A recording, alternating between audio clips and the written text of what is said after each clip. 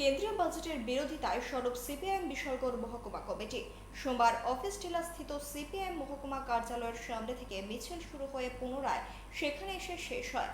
উপস্থিত ছিলেন প্রাক্তন মন্ত্রী ভানুলাল সাহা, দলের মহকুমা সম্পাদক পার্থপ্রতিম মজুমদার, সিদ্দিকুর রহমান সহ আরো অনেকে। পরে পথসভায় কেন্দ্রীয় বাজেটের বিরুদ্ধে তীব্র সমালোচনায় মুখর হন বক্তারা।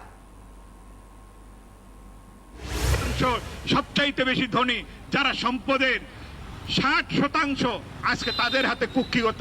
এটা আমাদের কথা না, অক্সফাম বলে আন্তর্জাতিক স্বীকৃতপ্রাপ্ত যেই সংস্থা যারা এই বিষয়ে গবেষণা করে, এই 24 সালের তারা রিপোর্ট দিয়েছে 26 তারিখ। তাতে দাঁড়িয়ে এই পরিষ্কার চিত্র ফুটে রয়েছে যে ভারতবর্ষ হচ্ছে ধনীদের স্বার্থবাহী নীতি এই দেশে কার্যকর আছে। সেখানটায় দাঁড়িয়ে আমরা সবার কাছে অনুরোধ করব যে আজকের দিনে দলের বিষয় নয়, ভারতবাসী হিসাবে ভারতবাসীর সমস্ত অংশের মানুষের উপকার করতে হলে আজকের দিনে কেন্দ্রীয় বাজেটের বিরোধিতা করা চাই। আগামী 10 আগস্ট ত্রিপুরা হাইকোর্টের বার অ্যাসোসিয়েশনের নির্বাচন। সেই লক্ষ্যে প্রার্থীদের মনোনয়নপত্র দাখিল প্রক্রিয়া চলছে। সোমবার বামক্রেস জোট প্রার্থীরাও মনোনয়নপত্র জমা করেন।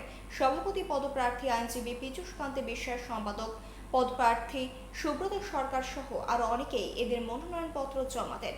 নতুন আইনজীবীদের স্টাইপেন্ডের ব্যবস্থা সহ আইনজীবীদের স্বার্থে কাজ করার আশ্বাস দেন জোট প্রার্থীরা। সংবিধান বাঁচাও মঞ্চের পক্ষ থেকে যারা প্রার্থী সবাই আজকে আমরা নমিনেশন ফাইল করেছি।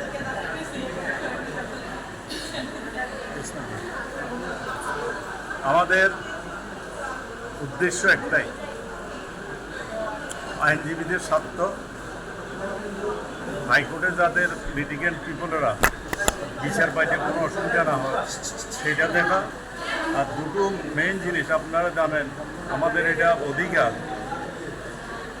লয়ার্স ওয়েলফেয়ার ফান্ড, এটা গভর্নমেন্ট এটা করেছে কাগজে কলমে। আজকে 5 বছর হয়ে গেছে, এটাতে 1 পয়সাও জমা দেয়নি। আমরা সরকারকে বলবো এবং চাপ সৃষ্টি করবো, ওয়েলফেয়ার ফান্ডে যাতে সরকারের যে পদে অর্থটা সেটা জমা দিলে পরে বার কাউন্সিলে দেবে, তাহলে সারা ত্রিপুরার যারা আইনজীবীরা আছে তারা ভীষণভাবে উপকৃত হবে। আরেকটা দাবি আমাদের থাকবে, যারা নতুন অ্যাডভোকেট যারা জয়েন করেছে তাদেরকে যাতে 2 বছর সরকার একটা স্টাইপেন্ড দেয়।